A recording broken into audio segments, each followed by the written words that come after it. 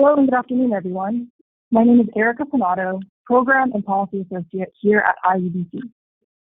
We'd like to welcome you all to today's webinar, Money to Small Businesses, Loans, Grants, and CARES Act Funding. This event is part of IEDC's series on different topics related to the economic development response to COVID-19, the coronavirus. Before we get started, I would like to share a few housekeeping notes. Please note that all attendees will be muted during the webinar. You will have an opportunity to submit text questions to today's presenters by typing them into the questions pane in your control panel. You may send in your questions at any time and we will address them during the Q&A session. Within 48 hours of today's webinar, presentation slides will be available to all attendees. I would now like to introduce Bethan Flynn, Senior Project Manager at Coastal Cloud. Bethan, welcome. Hi, thank you. Hello, everyone. Welcome to the webinar. This is an installment in the International Economic Development Council series on how economic developers and their communities are addressing the COVID-19 crisis. For the foreseeable future, IEDC will be hosting these webinars with the intent to share resources, tools, best practices, and the latest updates. Today, we are honored to welcome our experts in small business assistance. Dr. Eloisa Klementich, President and CEO from Invest Atlanta, Rebecca Mudry, Director of the Department of Economic Initiatives, Fairfax County, and Patricia Moody McKay, the Senior Assistant County Attorney in the Fairfax County Attorney's Office. We are excited to have all of you join us for this webinar. I'd like to remind our participants that you can type your questions in the Questions tab on your GoToWebinars dashboard. Representatives from IEDC will be standing by to answer your questions. When our presenters come to the end of the webinar, we will take questions from the audience at that time. I'm going to be reading the bios in order of who will be presenting today. First, let me introduce Eloisa Klementich. Eloisa is an economic development expert who has spent the last 2 decades solving complex problems at the city, state, and national level. Currently, Klementich is President and CEO of Invest Atlanta, the City of Atlanta's economic development authority, where she has been lauded by Atlanta Mayor Kasim Reed for her involvement in nearly all recent economic development wins for the City of Atlanta. Previously, Eloisa served as Managing Director of Business Development at Invest Atlanta. In this position, she worked to attract new businesses and create initiatives that promoted job growth in Atlanta. Before coming to Invest Atlanta, Eloisa served as Special Assistant for Economic Development at the U.S. Economic Development Administration in the Office of the Secretary. She served as California's Assistant Deputy Secretary for Economic Development and Commerce and has held various roles with city government, including a consultant for Mexico's president, working on best practices for addressing constituent issues and requests. Thank you so much for being here today, Eloisa. Hey, my pleasure. Thank you. Okay, so let me go ahead and just jump right in then. Thank you very much for that introduction. So again, welcome to the webinar.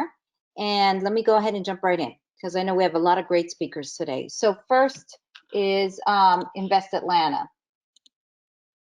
Here we go. Our vision and our mission is to make Atlanta most economically dynamic and competitive city in the world.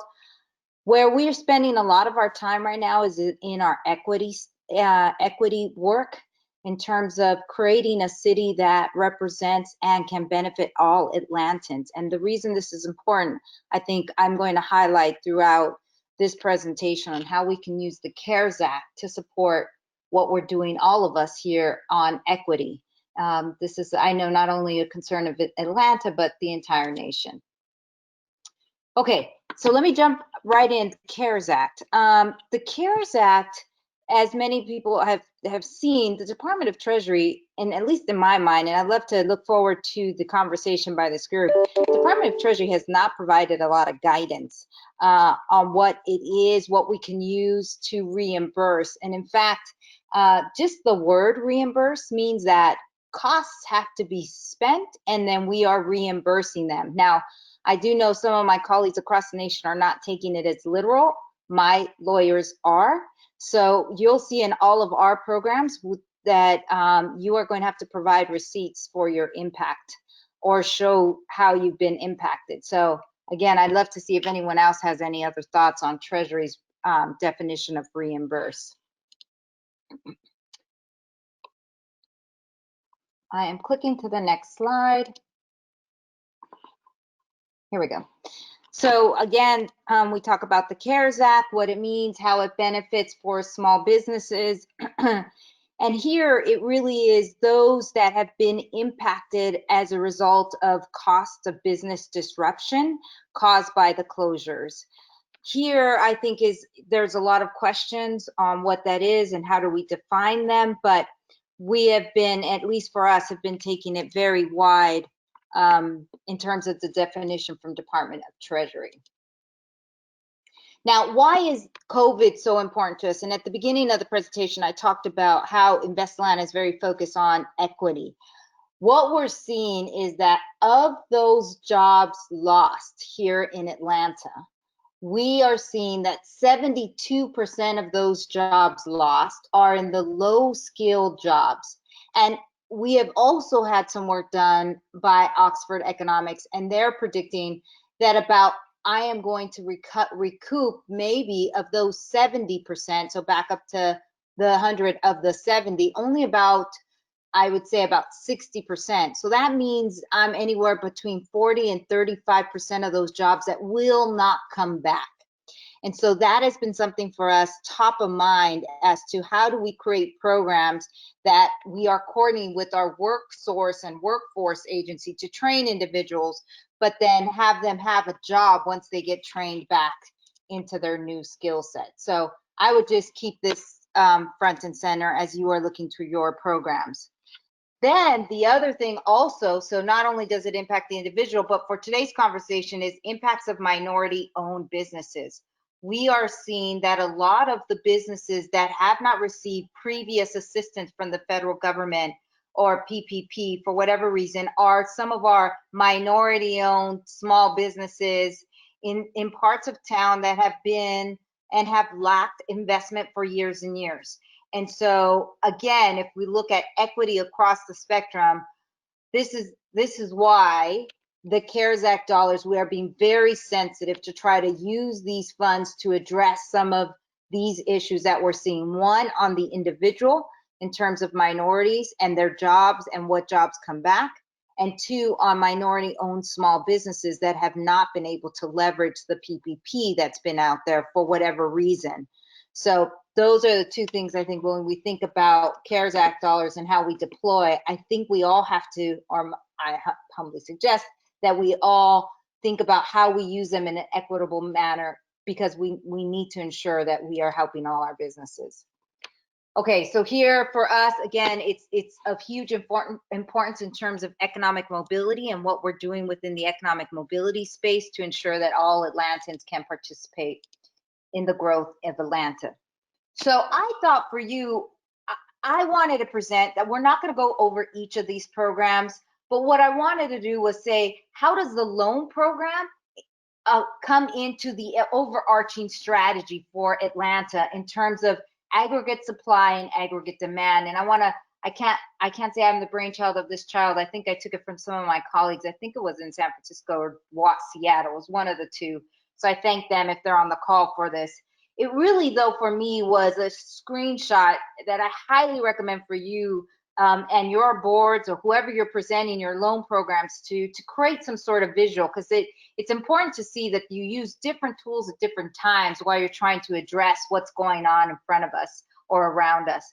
So in this case, we divided it out between short-term, long-term, both on the aggregate supply and aggregate demand side, and really see that some of this small business loan program, and I truly believe it's how you structure it, can fall either in the aggregate supply, so it's allowing businesses to exist and to continue to operate post-COVID, and the way you structure it could truly be either a short run or long-term impact. I believe that the way our resurgence fund was more of a long-term impact, and I'll talk about that, but I do believe that the loan program that we created very quickly after was a short run. It was a quick, here's an infusion of cash, how do we keep you open, and how do we keep your doors, and what do we need to do? So again, depending how you structure it, you could potentially perceive either long or short-term benefits. So part of the CARES Act dollars, we're splitting it into several buckets. The first one, we have two programs that are targeted to individuals, which I will not discuss here, but well, very briefly, Strength and Beauty and Create ATL. Both of those have received an allocation of $500,000 each. The grant amount's $1,000, so we will be able to impact not businesses in this case, but individuals, because the funds go to individuals. The resurgence is a 17.3 million, and I'll run into that. I'll go over that one. And then the BCLF, which is our loan fund program, was 1.5 million. So just to give you an idea of where we were, the city of Atlanta received 88 million in CARES. 22 of that has come to Invest Atlanta, and this is how we're going to use them. Now, I will say that I did get some questions. I don't want to say pushback, some questions from the council on, Louisa, you have $2.2 million for administration. And I said, the only way we're going to be able to get out 22 or $17 million very quickly and efficiency is you've got to allow us to hire on people. That's more money that we've been bigger than my budget, twice the size almost of my budget. I said, we got to be able to move people, hire folks to come in and help us do this. So a lot of this, what you'll see administrative fee is legal, it's our legal expenses, because again, as I mentioned at the beginning, my lawyers are interpreting reimbursement as I need to have proof of receipts. So we have some compliance on the back end, and then just the marketing piece and getting out the information about the program. All right, so the Strength and Beauty, just going to go over these quickly so I can spend some time on the loan fund. This we're putting together, it's $500,000. If we to look at who was impacted, you know, it's pretty hard to cut your bangs and still be 6 foot distancing. I mean, there really isn't a way. So we had said anyone within the cosmetology industry, we wanted to be able to help support them. And so you just had to have a valid license within any of the cosmetology industry. So from nails to hair to any piece that you needed, and you could apply for a $1,000 grant and show that you were impacted. This is a big industry here in Atlanta. And again, it's targeted to individuals that we think are most highly impacted. The next one is this Create ATL. Again, another big industry for us here in the city of Atlanta is our Create ATL program. This is for our creatives. Independent creative industry or workforce in Atlanta is huge. In fact, Atlanta's #2 city in the nation when it comes to people that actually work in the gig economy. Throughout the U.S., the economy, it's been a huge impact, but specifically here in Georgia, the creative industry are over 12,000 businesses, employing almost 200,000 people, again, generating about $8 billion for us and almost $29 billion for the state in terms of annual revenue. So again, same idea here, you apply for a $1,000 grant for individuals. So the first two, as I mentioned, were for individuals that were impacted. The second one is the third program, which is a program focused on small businesses. So this is where I said, this is one of those grant programs where I think it's more of a long-term and short-term impact. In this case, we are offering $40,000 to be a reimbursable grant, anything you need to be able to provide post-COVID, so PPE, plexiglass, movement or business plan, whatever it is you need to do to help you survive, you could use those funds, so up to $40,000. Then the next is then an additional $10,000 for additional technical assistance services. So what we've done is we've wrapped around, so a business in this case can apply for up to $50,000 in a grant. 40 will come to you as direct cash, 10 will be used for technical assistance, and we are actually in an RFP process now for people to provide services. Because what we realized was, if we really are looking for long-term systematic change, which we will ultimately want to also provide, recognizing that we will be very focused on COVID, is that businesses are going to have to maybe address or talk to a lawyer about some liabilities to be able to go into the shop, or lack of, and they may need help from a lawyer as to how to write that up. Or you may need able to change fundamentally your business plan. Maybe you were a flower shop and instead of walk-ins, you're only going to do delivery, and so you got to change your plan. Or maybe you need some financial planning and how you look at revenue coming in and out. So we will have all of those service providers. You could tap into all of them, and up to $10,000 of service. Because what we wanted to do is, I just felt that if we gave you the money, you would spend the money very quickly, which would be helpful. But then what do we have that structurally changes how you move forward in the future? So that was the idea on the Resurgence Fund, is that we would really look to not only the short-term but long-term impact for your success in our city.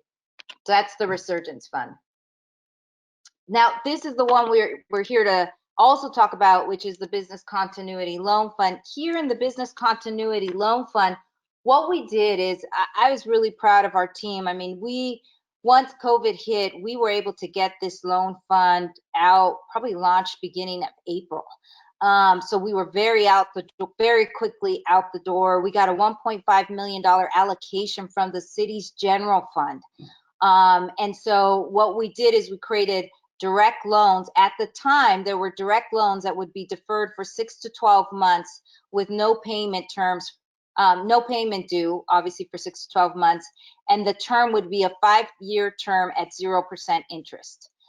So what we've done, we went ahead and got this out. And I will tell you that when we first created this loan fund, not only did we reach out to some of the big lawyers and law firms in the city and said, look, we're all suffering from COVID.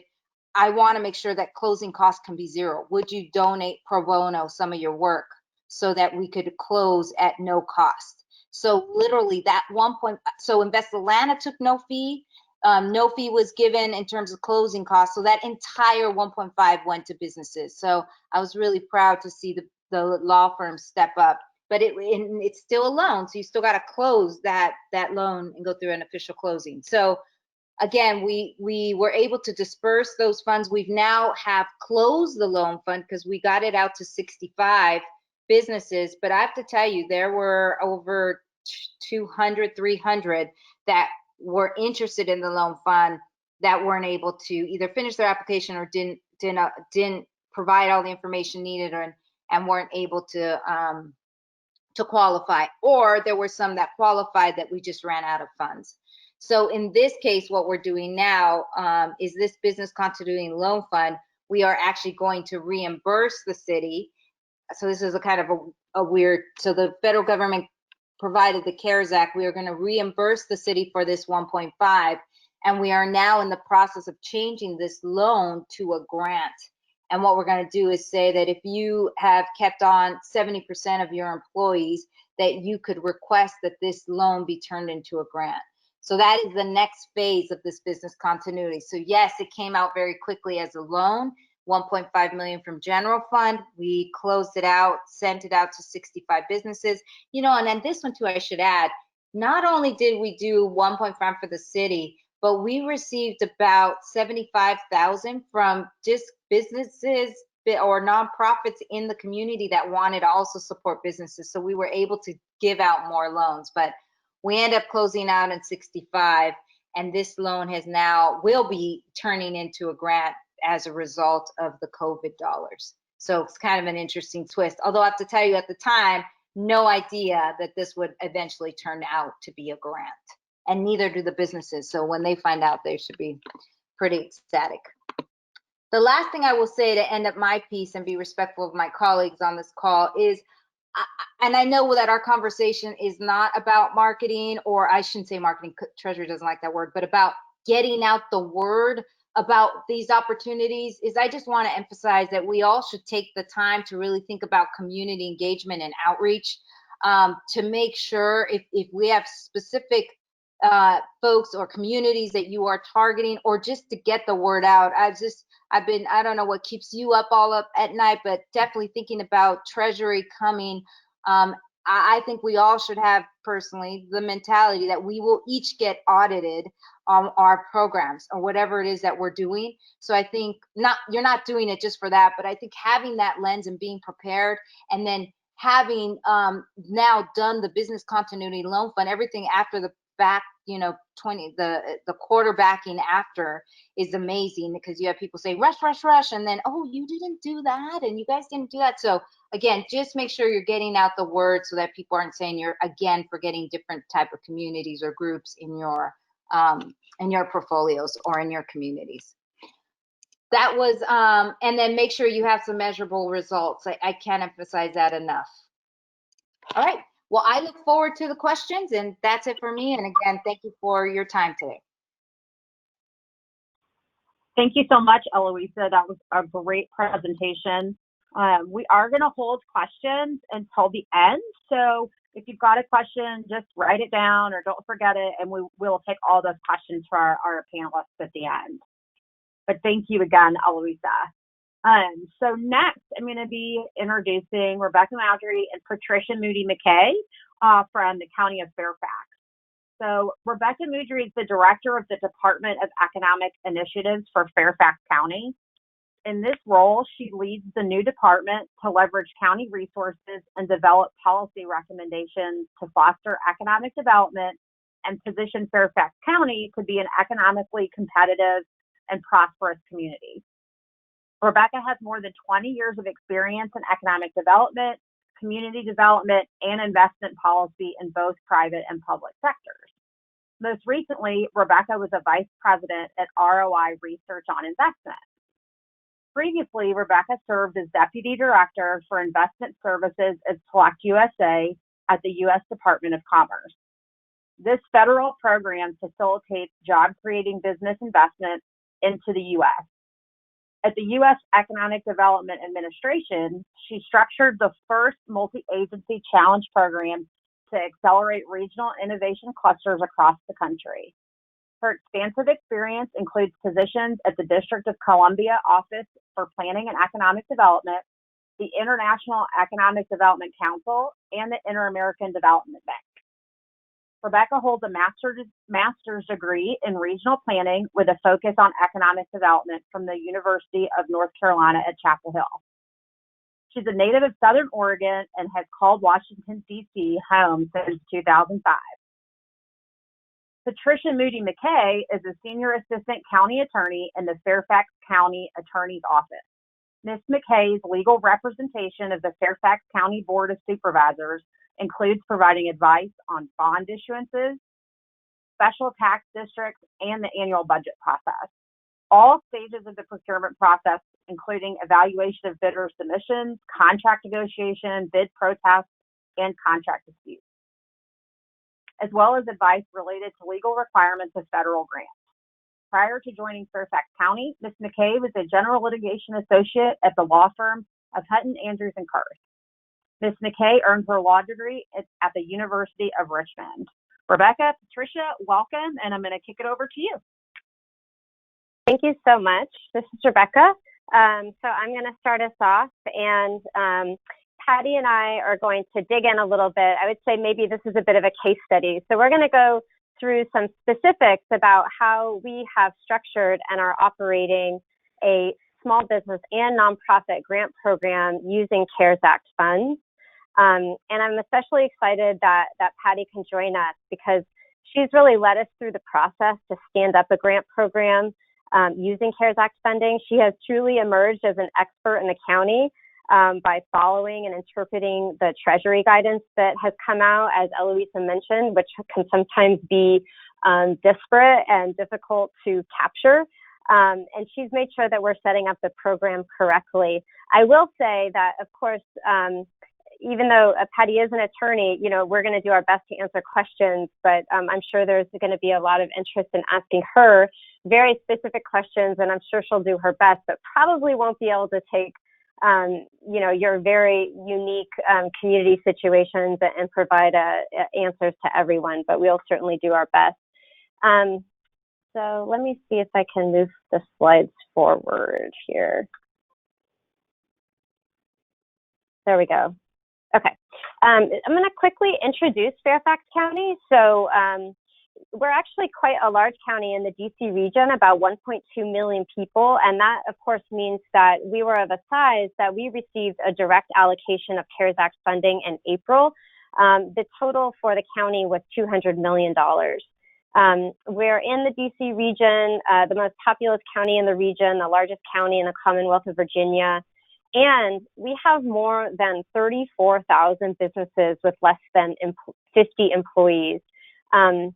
That's really been kind of emerged as a focus for my department as coronavirus took hold in terms of communicating, providing information, understanding needs, and then setting up programs. And actually, in April, we did launch a microloan program ourselves. It was $2.5 million. We used a local funding source that was put into place before we actually had kind of the CARES Act allocation ready. But once we received the CARES Act funds, the Board of Supervisors was very eager to move forward with a much more substantial program.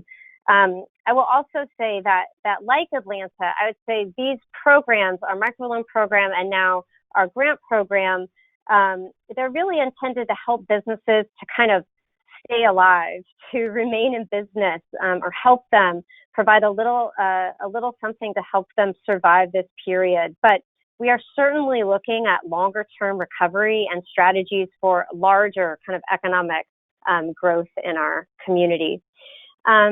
So here's the details of the Fairfax Rise grant. You can see the website there that has a lot of information about the grant itself, eligibility, pretty robust set of FAQs that we received and responded to. The Fairfax Rise is actually an acronym. The Relief Initiative to Support Employers was funded with $25 million. It's for small businesses and nonprofits. And we, of course, as I mentioned, are focused on the smallest businesses in the county and following CARES Act guidelines, which means, again, that grants are only used for business interruption costs. A few unique features of our grant program is, except for firms that are organized as sole proprietorships, businesses and organizations must have at least one full-time employee or FTE equivalent. Also, the program builds in assurance that those organizations that are impacted significantly due to COVID may be more at risk and are historically less likely to access financing would be fairly considered for funding through this program. That includes women, minority, and veteran-owned small businesses. And you can see here the types of funds that can be used to address business interruption costs. It does include employee compensation, including wages and benefits, rentals, business inventory purchases, equipment purchases, of other working capital expenses. A quick view of what organizations are eligible, and of course there's many more details on our website. Most importantly, businesses or organizations must be located in Fairfax County, have been in operation for a year, small and operational. And one thing I want to note is that Fairfax Rise is open to all nonprofits. But given that the SBA programs, PPP and EIDL loans, were eligible only to two types of nonprofits, 501c3s and 501c19s, our CARES Act dollars will also only flow to those organizations. So any nonprofits that are outside of those two types of classifications will be actually funded by another source of funds. And Patty may discuss this a little bit more. Given the size of our program, $25 million, we needed experts and a large team to help us execute this. We're working with a local small business support organization, the Community Business Partnership, to do that. They are a grant administrator, and they are in turn subcontracting with partners. This includes George Mason University, who has brought together accounting and business graduate students who are conducting the reviews, the application reviews, and the Community Foundation for Northern Virginia, who introduced us to a sophisticated grant platform that they use that has helped us to intake and process thousands of applications. One question that we often receive is what documentation we are requiring to ensure we are abiding by CARES Act guidelines. And this is very important. We have really taken the Treasury guidelines seriously and are trying to follow those to the letter. So we are requiring demonstration of reimbursable expenses. Applicants will actually be required to upload documentation that equals the grant amount. This could include receipts, invoices, employee compensation, rent payments, mortgage payments, proof of purchases for equipment or other things. So that is something that grantees will be required to provide. And we don't think that this will be a significant issue, especially given that, businesses and organizations have really been suffering through this since March. So we believe that there's likely a number of expenses they've already incurred that will equal our grant amounts, which again are $10, $15, or $20,000, depending on your business or organization size. Businesses and organizations must also sign a grant agreement that will confirm that the funds that they're receiving through Fairfax Rise and the expenses that are being reimbursed are not the same expenses that are being reimbursed through other COVID-19 funding. So this is a way that we're ensuring that if a business is receiving payment or received a PPP loan for a particular expense, that they're not also claiming that expense for Fairfax Rise. That's something that's very important. Finally, Fairfax Rise recipients could not have also received other grant funding through the county that was also provided through CARES Act funds. So there's Fairfax County also used CARES Act dollars for other what we call safety net nonprofit grants. So those nonprofit organizations that are providing direct services to communities, there was a separate, quite large grant program that went directly to those organizations. So those nonprofits that received kind of what we call safety net funding through CARES Act would not be eligible for the Fairfax Rise grant. Just a look at the applicants, what we received earlier this month. The grant period closed and we had almost 6,300 applications. Again, this is for $25 million. The vast majority were very small firms, 83% were less than 10 employees. And also most of them, about 70%, were owned by a minority woman and or a veteran. We conducted a random lottery to select those that will move on to phase 2 to confirm eligibility, and we are currently in that phase, and we anticipate that we will award approximately 2,200 grants. So that's the overview of kind of how we structured our program, and I'm going to turn it over to Patty to present some more details. Hi, everyone. It's Patty McKay. I don't know if anybody can confirm that you all can hear me. I've had some technical difficulties, so I just want to make sure everyone can hear me. We can hear you loud and clear. Sounds great. Okay, perfect. So as everybody, I think you've kind of gotten the tenor that with the CARES Act, there's a lot of moving parts to it. And just so we're clear, the CARES Act distributes a lot of money through various things. The portion that we're speaking about is money that was made available through the CARES Act, but it's the Coronavirus Relief Fund, and that is overseen by the Department of the Treasury.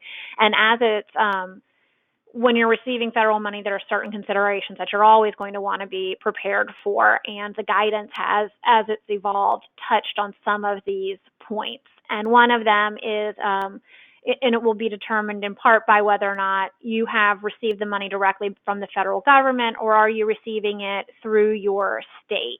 And that matters because sometimes the federal government, in giving the money to the county, the statute that gave us the money actually only had 3 criteria that we were supposed to comply with. Obviously, I don't expect the Treasury to limit itself to only those 3. In what we've seen in Virginia, the Commonwealth passed along additional requirements. So there may be additional requirements on you that you're receiving from the state or the another entity that's making the money available to you. Again, another thing that the guidance has made clear is that you need to be prepared to oversee this money much as you would any other federal funds that are made available to you. And there are many components to that, and these are listed on the slide. You know, are you going to be able to manage the contracts for anybody you bring in to help assist you with using this money? Do you have a handle on what the accounting principles would be in making sure that you're record keeping and making sure that you're complying with that component of federal money or grants? Again, the financial reporting, a big component of this, and it's something that's kind of hard to get your arms around in this rapid environment, is the records retention and the record keeping. Really making sure that as soon as you can, you're putting that backbone in. One, so you can make sure that you're recouping your allowable costs, but that anyone you bring in further downstream is making sure that they have the records that you'll need if the Department of Treasury or another federal agency comes to make sure that you've spent the money in the way that you were instructed to. And again, to the extent that you're purchasing anything, you would need to make sure that you're complying with the applicable federal procurement standards under the uniform guidance. And I touched on this with records retention. It's, are you prepared for an audit? I think I did not work on the previous grants that were made available, but I think those in the county who have a history of the federal government making money like this available are fully expecting the audits to come.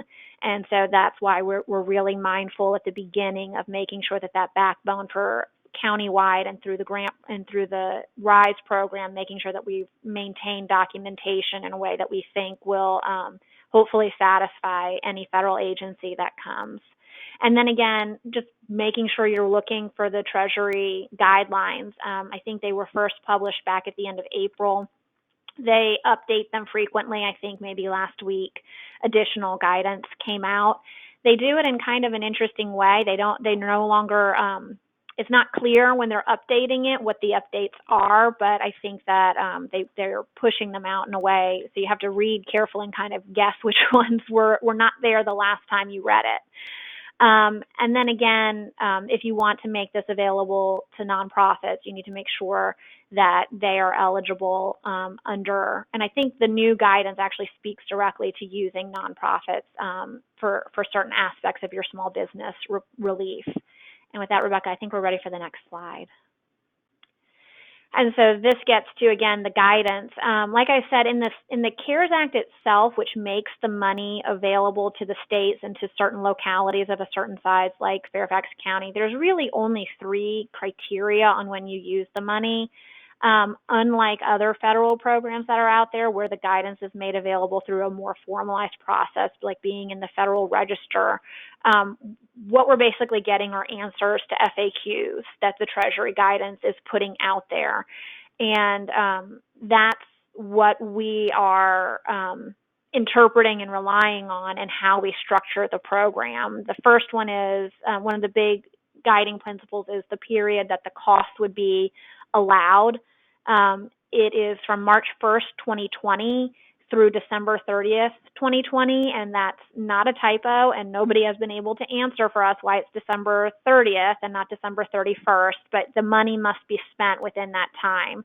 And so I would also say that that's one of those moving pieces you'd want to be mindful of if you're looking at setting up one of these programs is, as I pointed out, it's supposed to be for reimbursable costs, but you would want to make sure that the money is actually spent before December 30th, and that you build in potentially a time, if that money remains unspent, for it to come back to you so that it could be redeployed if necessary. I think that in the context of these grants is hopefully an unlikely situation, but just something to keep in mind. And then there's, the examples of eligible expenses. And again, we've been, I think, fairly conservative in how we have described our eligible expenses. They are mostly, as you heard in the list that Rebecca gave, limited to easily documented kind of hard costs that we can receive the best documentation for. And with that, we're ready, I think, for slide 8. Next slide. There we go. Oh, too fast. So one of the things that we did is we, as Rebecca mentioned, we made this grant program available to small businesses and nonprofits. And part of the, and how we got comfortable with that was in part, as Rebecca explained, that some of the nonprofits will not be getting coronavirus relief funds. Their funds will be made available through local money. At the same time, the guidance has said that grants may be made to small businesses. The hiccup with that is the portion of the CARES Act that makes this money available doesn't actually define small businesses. And the guidance, there was a question directly to Treasury, say, hey, tell us what you think a small business is, and they never answered that question. So we have relied on the definition of small business elsewhere in the CARES Act, which includes certain for-profit entities, as well as 2 categories of nonprofits, which are your 501c3s and your 501c19s. That didn't capture all of the nonprofits that the county felt might need assistance, and so as we've explained, that's going to be made available through local money. And again, in figuring out if we could make or a certain portion of our grant program available to socially and economic disadvantaged individuals, women, and veterans, we again looked elsewhere in the CARES Act to see how did the federal government do that, with the idea that whatever guidance they were given in setting up their PPP or their EIDL, if we followed similar guidance, and we would be on solid footing if the federal government ever asked. And in the CARES Act did direct that a certain portion of the PPP loans be made available to those categories of businesses. And so we have attempted to mirror that and reflect that in our program as well. And the other piece is one of the big questions, and I alluded to this earlier in the presentation, is when you're dealing with federal money, you have to be mindful of the uniform grant guidance. And those are a set of requirements that can be imposed on entities that you pass the money along to. And so it can take time to figure out if that entity, if the relationship is a subrecipient or a contractor, and then there are specifically set out requirements of what you would need to expect from that partner. And so that's one of the things that we've been working through. And the federal guidance does address that specifically in their May guidance. I believe the Department of the Treasury said, yes, certain portions of the uniform grant guidance could apply to your relationship. And if it does, here are the provisions that you would need to be mindful of and you would need to determine if they apply. And the next slide, and then I think we are done. So I think we are, I will turn it back over.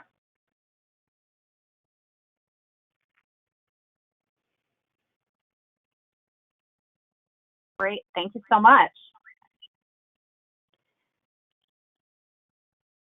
All right, I am shooting over to the questions to see what we've got here. We are going to make sure that the presentation slides are available. I think they're available 48 hours after the closure of this. So I think the IDC folks can confirm that, but I think that's accurate.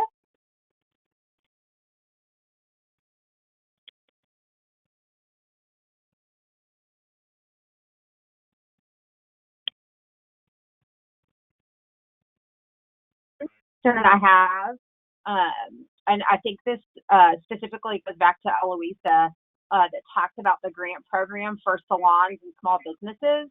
Were there other requirements other than a valid business license?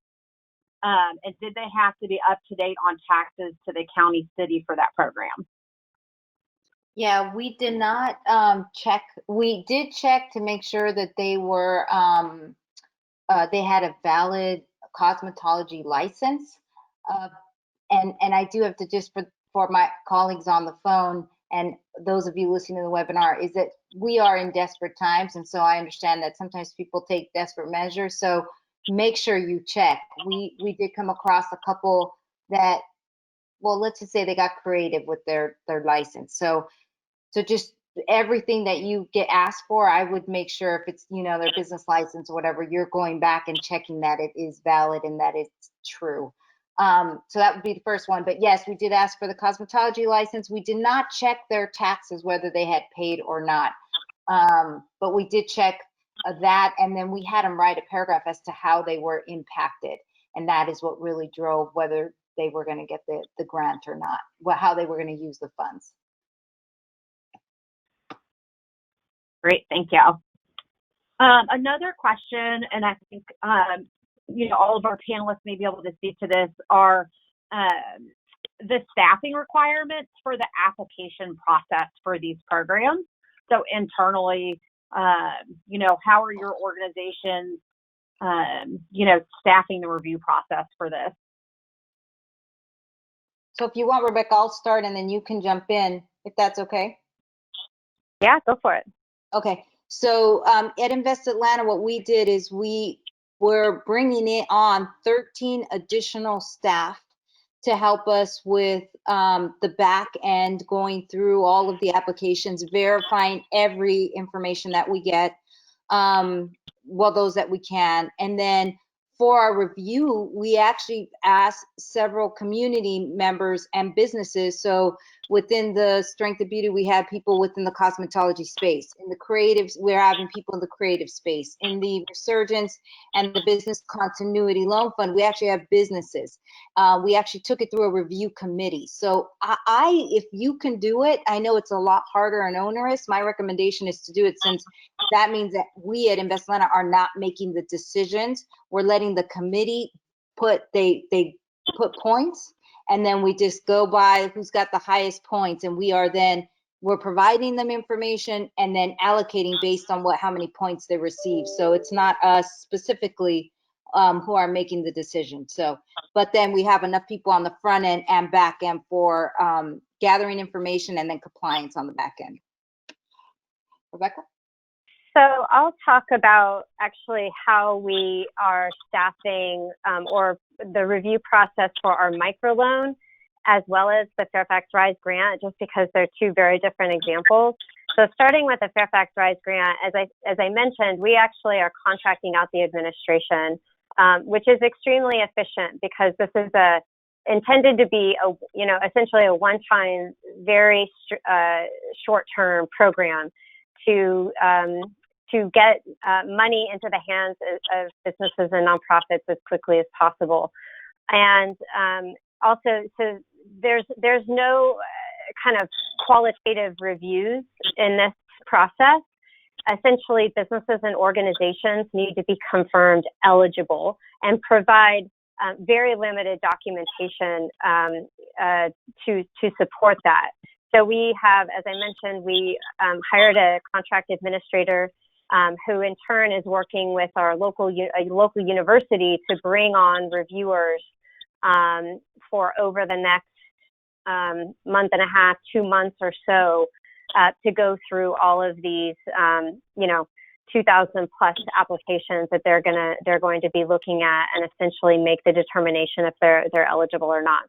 For the microloan program, it's a little bit different. We also contracted out administration of that, but that included paying for a kind of a finance professional who is intimately engaged with the loan applicants in the review process, because a loan is a little bit different, and there requires some risk analysis and a little bit more review of a business's kind of eligibility to pay back the loan.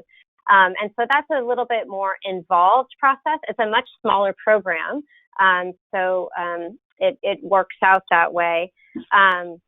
But I will say that process takes a little bit longer, even though the loan program is also a 0% interest rate. It's a very it's not, the documentation is not significant, not maybe like a traditional loan, but two kind of different processes in terms of how we're reviewing them. Great, thank you. So we've got about 10 minutes left, so I'm going to try to help us get through a few more of the questions that we have out here. Eloisa, this question was for you in regards to the push-pull that this organization is having between rental assistance for the resident versus the business. How did you make your business case for this? Luckily, believe it or not, of the 88 million, businesses got 22 and rental assistance got 22, so 44. So we kind of split it together, and then everything else. I just started to look. Luckily, I had already gone out with the Business Continuity Loan Fund, and so I could quantify what the need was, because we were only able to fund 65, and as I told you, we had over 200 within the process. So I could show what the need was based on all the other applications I never got to because of the lack of funding. So that was the way I was really able to make my case. I mean, but the reality is that, we would have needed like 40 million, but I'm happy with 22. Right. Great. Thank you. This could probably go to all parties here, but did any legislative body have to approve your expenditures or your programs? Rebecca, Well, for Fairfax County, yeah, I was just going to mention the funding is authorized through the County Board of Supervisors, which is an elected body. So the local elected, not a legislature, but a Board of Supervisors. And for the city of Atlanta, the funding and how each were going to be dispersed was approved by the city council. And then I'm an authority. Then it also got approved by my authority board. And now we're able to go and disperse. So yes, two different boards I received approval for.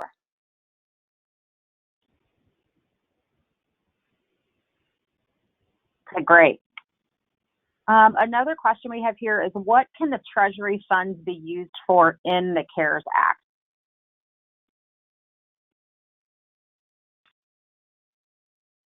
Does anybody? I can want to take a crack at that. Patty McKay, I can take a crack at that. So I'm assuming the question is about the coronavirus relief funds made available and overseen by the Department of the Treasury. And it can be used for a fair amount of things. So obviously this seminar and this discussion is focused on making it available to small businesses. There are a number of other things that it can be used for. And for example, the county is using it for some of its direct costs that it's incurred in responding to the crisis. So it can be used for other public health costs.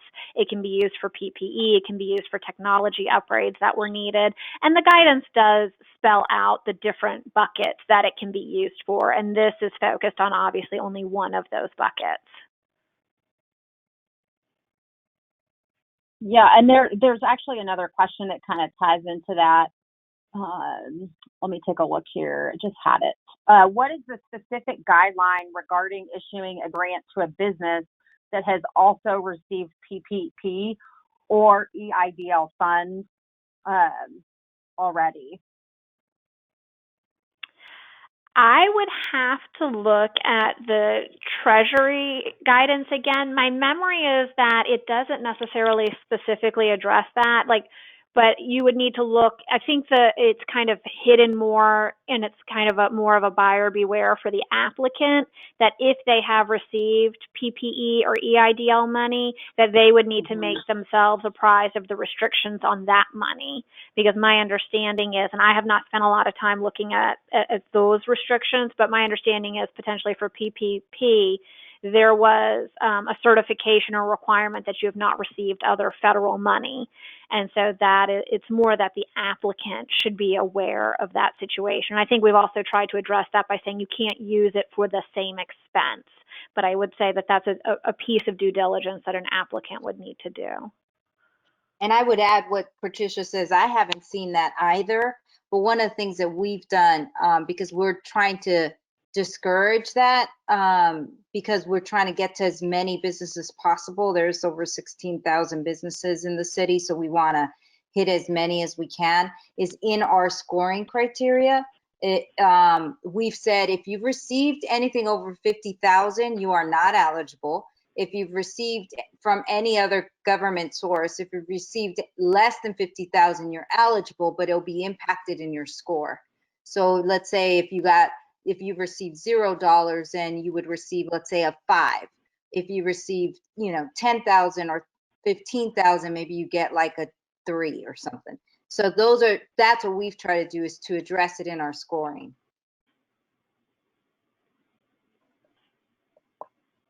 Great. Okay, I think I've got just maybe 2 more questions here. Most of them are about us sending out the slides. So we will certainly get those out. I think one here is about perhaps hearing about a new ruling last week that stated that businesses could use the DRF money for anything. So does anybody know anything about, or maybe that ruling might be specific to a certain county or municipality area? Can anybody speak to that one? This is Patty again. I am not familiar with any ruling on it. I know last week that additional guidance came out, but I'm not aware of any ruling from a court or another body. And it's still, it's still not wide open on what you can use the funds for. It still has to meet those criteria. But if there is a ruling, I'd love to see it. Yeah. Right. So there's one more minute, and I want to go ahead and allow for some closers from IEDC. So I do want to have Eloise. There was a couple of requests for your particular, like the application that you're using and your scoring matrix that you referenced. So do you want to speak to maybe if anybody wanted to contact you directly for that kind of information that was a part of this today, or how would you like to handle some of those requests? Oh, yes. If there's anything, all I can say is, please, we are an open book over here. Whatever you want, it's yours. We do not need to reinvent this stuff. So if you need anything, just reach out to me. I'm really easy to get to, eklementich@investatlanta.com. Just send me what you need. I'll put you in contact with whoever. And a lot of the stuff too, we've got online. So I'm happy to show you where to grab all that stuff. Great. We had several requests around that. So I think that probably wraps up most of our questions. So thank you all for all the great content that you provided this group today. Thank you very much. Thanks, everyone.